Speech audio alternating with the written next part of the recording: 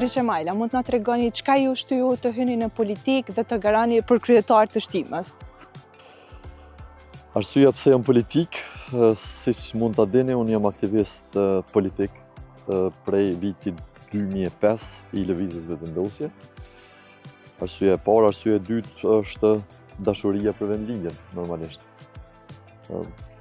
Dëshira për me bo diçka për vendin tim, aty ku i kam eshtrat e të parë të mi, edhe aty ku qyteti ka pas nevojë për ndryshim. Siç e dini, në komunën e Shtimës kemi pas një qeverisje 2 dekadëshe që nuk ka arrit me e transformu qytetin dhe dëshira, entuziazmi, po edhe vizioni për me ndryshu ka bo që para 4 vitesh mu kyç në garën për të parin e komunës dhe normal i bekum edhe minjas ndaj qytetarët me që më kanë besu. Ju e keni pas një mandat, a mundesh më na tregu vështirësitë që i keni pas gjatë këtij mandati? Po normal, qeverisja lokale ka vështirësi gjithmonë. Është domosdoshmë një qeverisje që ki kontakt vazhdueshëm me secilin qytetar, me këtë kërkesat, me këtë nevojat, me këtë shqetësimet. Ne kemi trashëguar për hir të vërtetës një komunë të varfër, me shumë konteste, me shumë borxhe, me shumë nevoja bazike, infrastrukturore, por që me punë, me angazhim ja kemi dalë dhe jemi rrugës në barë për t'i plotësu shumicën e kërkesave edhe nevojave tyre, për ta instalu shumicën e infrastrukturës bazike.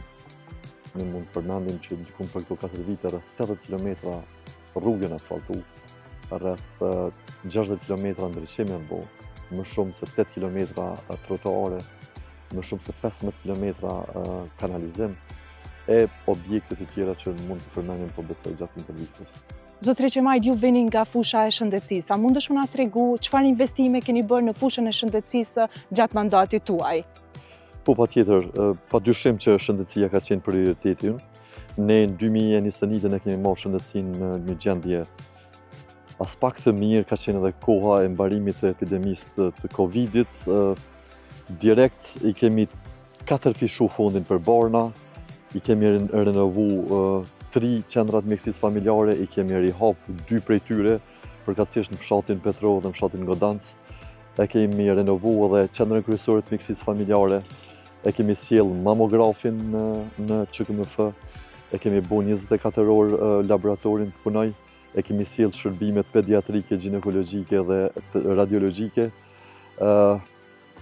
E kemi fillu qendrën kryesore të mjekësisë familjare për 2,4 milion euro që është duke u ndërtu, si dhe projektin më të madh që ka ndodhur ndonjëherë në komunën e Shtimës, dislokimin e enhetit special.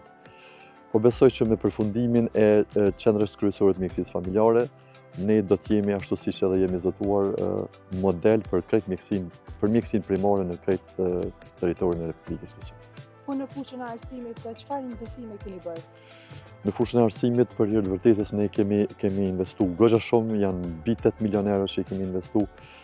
Edhe arsimi ka qenë në një pozitë fare të mirë, domthonë i kemi renovu deri tash dikun 13 shkolla, i kemi ndërtu dhe funksionalizu 8 salla sportive, i kemi pajis dikun 10 shkollat me 10 kabinete laboratorike, me 10 paketa higjiene sanitare për mirëmbajtjen dhe pastrimin e shkollave dhe presim, e kemi ndërtu domthonë aneksin dhe renovimin total të shkollës Bajram Curri, nga një qerdhe që e kemi gjetë, i kemi tashti po shkojmë drejt 6 qerdheve dhe investimet të tjera, domethënë në oborret e shkollave, në rrethoja e kështu me radhë. Përveç këtyre, ne kemi ndërtu edhe biblioteken dhe arkiven e komunës Shtimës, një objekt që ka kushtuar mbi 700.000 euro, një objekt bashkëkohor modern, po ashtu edhe një projekt inovativ që graviton normal në aspektin e shëndetësisë, që është observatoriumi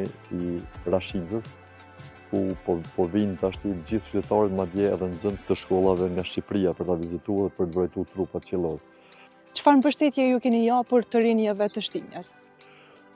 Po, ju e dini që komuna e Shtimës ka shumë të ri, fatmirësisht.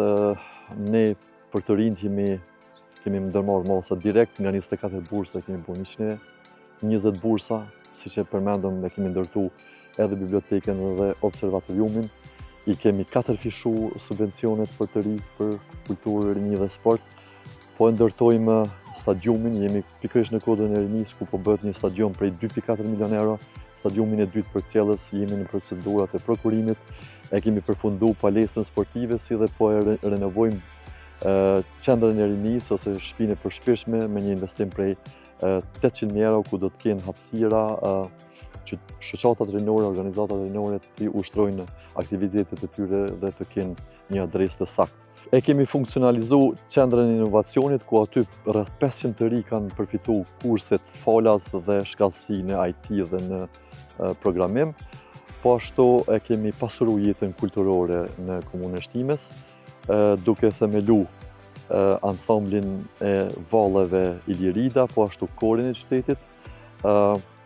Ndërkohë është bajt para ca javësh edhe edicioni i dytë i festivalit Folkfest, ku kanë marrë pjesë ansamblin nga të gjitha hapësirat shqiptare, po ashtu në qendrën e kulturës kemi pas begatime, shfaqje të ndryshme qoftë për fëmijë, qoftë për moshat e mëdha, pothuajse 2-3 programe në muaj. Kështu që jeta kulturore dhe rinore është shumë e begatë se sa çka qenë.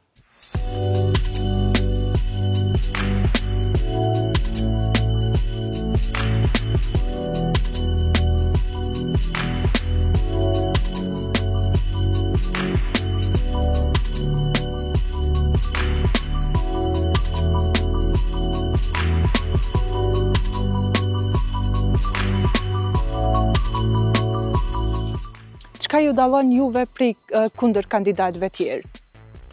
Prej kundër kandidatëve tjerë kemi dallime të mëdha, sepse unë përpara nuk jam marrë me pozita menaxheriale, ndërsa kundër kandidatët e mi mbajnë barën e përgjegjësisë të keqeverisjes së Shtimes dhe ngecjes në zhvillim si një nga komunat më të varfra. Ata kanë qeverisë për 2 dekada komunën e Shtimes, për mos më thonë kanë keqeverisë. Po ashtu, kundër kandidati im nga PDK-ja ka qenë edhe shef i grupit të asamblezëve për këto 4 vite opozit dhe ka qenë krye blokatori dhe krye sabotatori të gjitha projekteve. Komuna Shtimes ata i ka pa, të mund në keq menaxhim, i ka pa në bllokim dhe e ka pa që ata nuk është se kanë ndonjë farë vizioni se si ta ndryshojnë Shtimen, ndërsa ne kemi punë, vepra, po edhe kemi argument qysh do të vazhdojmë me transformimin e Shtimes dhe në bërjen e Shtimes një qytet përshëndetshëm. Çfarë plane keni për qytetarët e Shtimes nëse e fitoni edhe këtë mandat? Unë mendoj që këtu nuk ka nëse, ne do ta fitojmë, do të fitojmë bindshëm sepse ne jemi angazhu, ne kemi sjell mbi 50 milion euro investime në komunën e Shtimes. Ne e kemi transformu komplet qytetin, po edhe secilin fshat, edhe secilin lagje. Ne e kemi përmirësu imazhin e komunës Shtimes, ne kemi arrit transparencë 100%, kemi la gjitha ato borxhe, kemi fitu çmime kombëtare, ndërkombëtare për qeverisje dhe transparencë dhe kemi vizion, po ashtu kemi edhe 60 zotime tjera që presim me investu dhe 60 milion euro tjera për ta bërë Shtimen në vërtet një qytet të mbarë, të mirë e perspektiv për secili qytetar që jeton. Cili është premtimi më i madh që po e bëni gjatë fushatës për qytetarët e Shtimës? Po, ne do të kujdesemi këto 4 vite që të gjitha projektet e mëdha, siç është enti special, komuna, objekti komunës, ÇKMF-ja, Reçaku si projekt nacional të përfundojnë, po ashtu kujdesemi që do të avokojmë fuqishëm në qeveri, po edhe në organizata tjera buxhetore që të vazhdoj, të filloj edhe të kryet brenda mandatit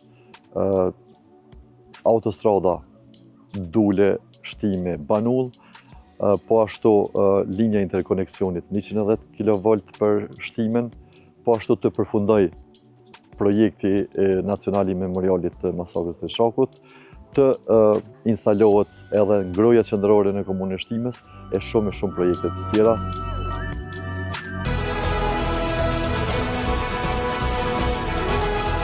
Të dashur qytetar, pas krejt këtyre punëve të mira e punëve të mbara që kanë ndodhur në komunën e Shtimes për këto 4 vite, siç edhe ja adresuam në këtë intervistë, Unë juftoj që me datën 12 tetor të gjithë bashkë të shkojmë drejt kutive të votimit, ta votojmë numrin 105, në mënyrë që të vazhdojmë me punët e mbara të mira dhe për 4 vite dhe ta transformojmë plotësisht qytetin tonë.